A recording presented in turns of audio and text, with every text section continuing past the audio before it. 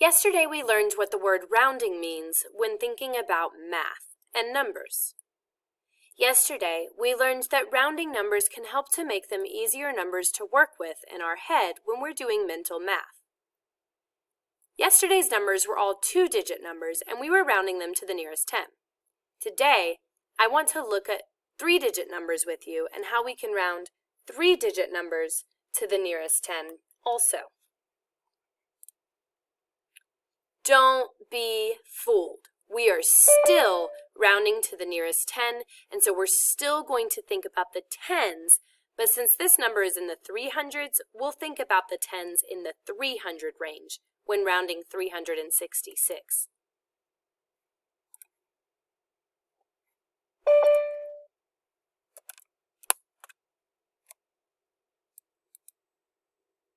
On a number line, this is what the tens look like that are in the 300 range. 300, 310, 320, 330, all the way up to 400. So when I'm thinking about three-digit numbers, I just have to consider the tens inside those hundreds. Now that I have my number line with my tens, I can ask myself, where does 366 fall on this number line? Which two tens would 366 fall between? Right between 360 and 370. I'm going to zoom on in. 360, 361, 362, all the way up to 370. When I place 366 on that number line, I can see that it is 4 hops away from 370, but 6 hops away from 360, which means that 366 would round up to 370 because it's much closer to 370. So 366 rounded to the nearest 10 is 370. Let's think about 857. If I can skip the first number line, I can just think about my number 857 and ask which tens in the 800s would 857 fall between. If I were to count from 800 to 900, 857 would fall between 850 and 860. From there, I can place 857 by filling in the rest of my numbers. I can see, now that I've placed my X, that 857 is 3 hops away from 860, but 7 hops away from 850. 857 would round up because it's much closer to 860. Try this one. Round 145 to the nearest 10. First, think about which two tens in the 100s that 145 is in between. Pause the video right now until you know that answer. 145 would fall between 140 and 150. We can fill in the numbers in between, which will help us easily locate 145. This one falls right in the middle. We'll have to remember what that rule told us about numbers that fall right in the middle.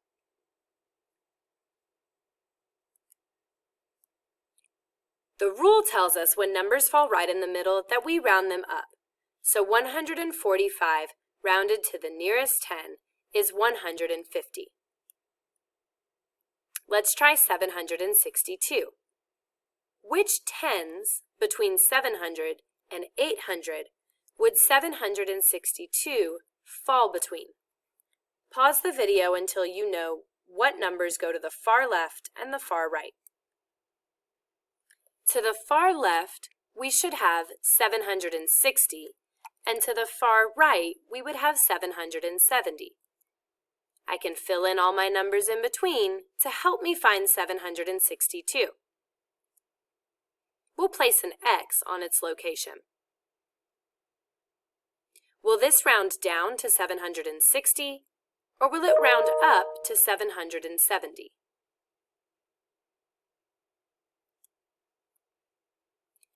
Did you say round down? This is only 2 jumps away from 760, but it's 8 jumps away from 770. 762 would round to the nearest 10 at 760. Now we're going to round 481 to the nearest 10.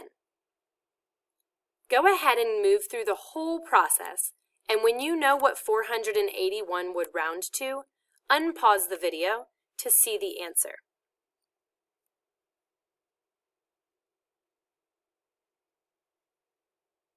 The first thing you need to do is identify the numbers that go to the left and right. 481 would fall between 480 and 490. When we fill in the rest of the numbers, we can easily place 481. When we look at where 481 is on that number line, it is much closer to 480, so 481 would round to 480 if we were rounding to the nearest 10. Here's another one for you to try. Don't forget to pause the video and get to your complete answer before pressing play again.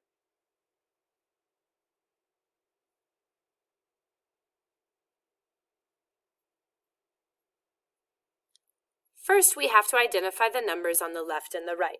We have referred to those as benchmark numbers before.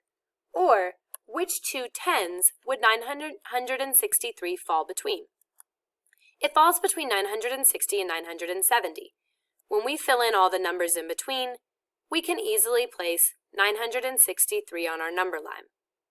When we've placed 963, we can see that it's 3 jumps away from 960 and 7 jumps away from 970, which means this number is going to round down.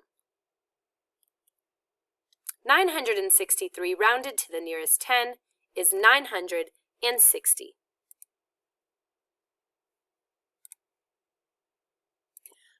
All right, mathematicians, don't forget to use number lines today as you are rounding 3-digit numbers to the nearest 10. Take a look at your direction slides, make sure you are following them in order, and completing all of the tasks. You should be working until the end of our math block today, which ends at 1:10.